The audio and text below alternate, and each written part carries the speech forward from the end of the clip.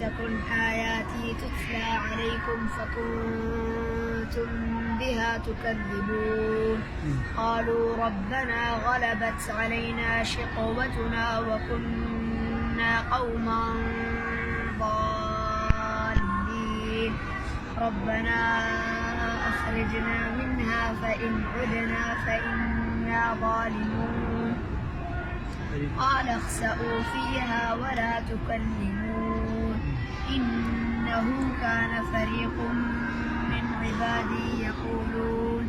يقولون ربنا آمنا فاغفر لنا وارحمنا وأنت خير الراحمين